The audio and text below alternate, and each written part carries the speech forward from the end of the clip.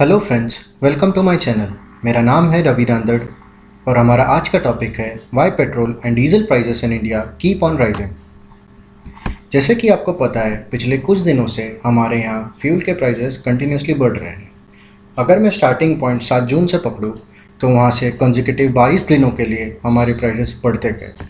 अगर मैं दिल्ली को रेफरेंस पॉइंट पकड़ूँ तो जो हमारा क्यूमुलेटिव इंक्रीज़ हुआ है प्राइसेस ऑफ पेट्रोल में, वो करीब 9 रुपये 13 पैसे है और डीजल के अंदर वो 11 रुपये 1 पैसे बढ़ा है।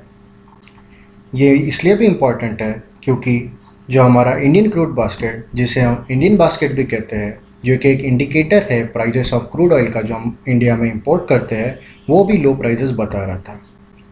ये सिचुएशन इसलिए एक रिमार्केबल हो गया था है क्योंकि पहली बार डीजल के प्राइसेस पेट्रोल से ज़्यादा हो गए थे।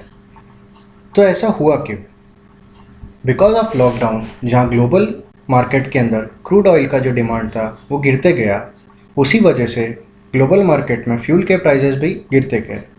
अप्रैल में तो ये प्राइसेस करीब $20 पर बैरल तक के गिर चुके थे।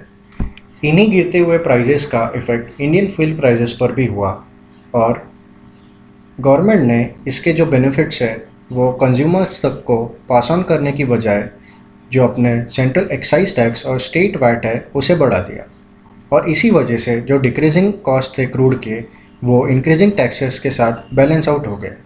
अब हो ऐसे रहा है कि जब दुनिया लॉकडाउन से बाहर आ रही है और फ्यूल का कंजम्पशन जो बढ़ रहा है, उसी वजह से ग्लोबल क्रूड ऑयल के प्राइसेस भी बढ़ रहे हैं।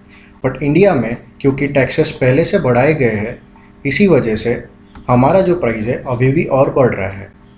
जैसे कि आप राइट साइड में देख सकते हैं, मैंने fuel taxation across the world का एक चार्ट बताया है और उसमें आप देख सकते हैं इंडिया का जो टैक्सेस है वो सबसे हाईएस्ट है।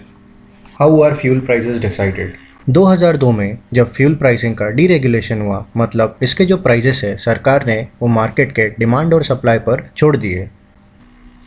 2017 में जून के महीने में मोदी गवर्नमेंट ने एक नई स्कीम लेके आई जिसके अंतर्गत वे रोज़ सुबह 6 बजे प्राइसेस को रिवाइज़ करते हैं।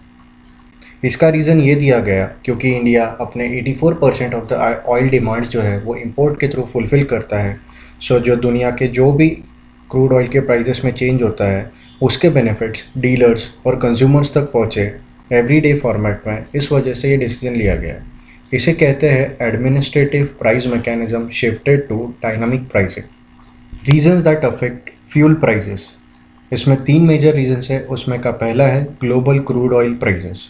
जैसे कि मैंने आपको बताया कि हम मैक्सिमम अपने जो ऑयल के नीड्स है वो इंपोर्ट के थ्रू फुलफ़िल करते हैं, तो ग्लोबल प्राइसेस के कुछ भी चेंजेस होने पर इंडियन फ्यूल प्राइसेस पर काफ़ी अफेक्ट होता है। दूसरा है exchange rate between Indian rupees and US dollars. आपको पता है हम जो भी इंपोर्ट करते हैं उसके अगेंस्ट हमें डॉलर्स देने होते हैं। तो ये जो एक्सचेंज रेट होता है इंडियन रुपी और डॉलर के बीच में, ये एक बहुत ही इंपॉर्टेंट फैक्टर हो जाता है फ्यूल प्राइसेस डिफ़ाइन करने में। और जैसे कि आप जानते हैं पिछले कुछ महीनों में इंडियन रुपीज़ जो है वो काफ़ी डिवैल्यू हो गया है, तो ये एक बड़ा ही इम्पॉर्टेंट फैक्टर हो जाता है। थर्ड है central excise duty and state VAT. जैसे कि आपको पता है पेट्रोलियम प्रोडक्ट्स जो है वो जीएसटी ब्रैकेट के बाहर है, तो सेंट्रल एक्साइज और वैट एक बहुत ही इंपॉर्टेंट फैक्टर हो जाता है फ्यूल प्राइसेस डिफाइन करने के लिए। इसके बारे में हम और डिस्कस करेंगे हमारे नेक्स्ट स्लाइड में।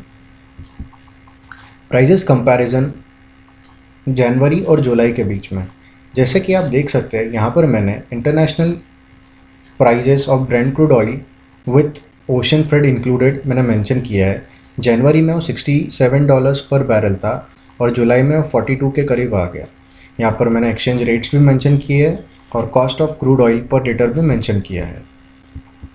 अब मैं आपको एक जो फाइनल रिटेल प्राइस होता है पेट्रोल या डीजल का, उसका एक टैक्स ब्रेकअप बताऊंगा। जैसे कि आप देख सकते हैं crude oil including ocean freight for petrol 20 रुपये पर लीटर के करीब है।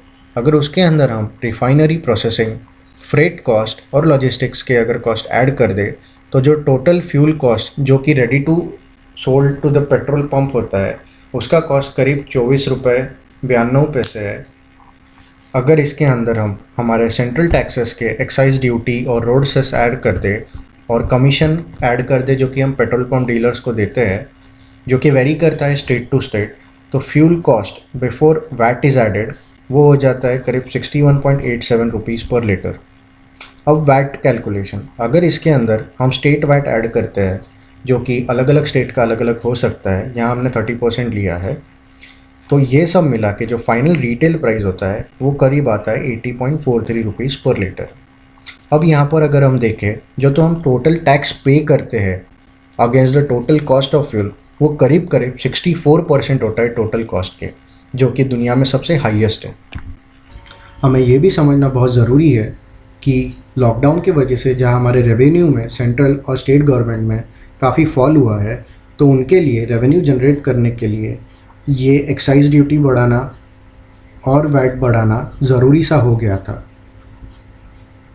अब फन फैक्ट के तौर पर अगर मैं बताऊं तो हर ₹1 एक्साइज ड्यूटी के ऊपर सालाना सेंट्रल गवर्नमेंट को 13,000 करोड़ से लेकर 14,000 करोड़ तक का मुनाफा होता है। और ऐसा कहा जा रहा है कुछ लोगों के मुताबिक कि ये जो भी टैक्सेस बढ़ा है उसका टोटल फ़ायदा कुल 1.6 लाख करोड़ तक का होगा। तो प्लीज़ फ्रेंड्स, आप मुझे बताएं कि आपके क्या व्यूज़ है, क्या गवर्नमेंट ने जो टैक्सेस बढ़ाए वो सही थे, नहीं थे, या आपके जो भी व्यूज़ होंगे प्लीज़ आप लाइक करें, शेयर करें और कमेंट करें। Thank you.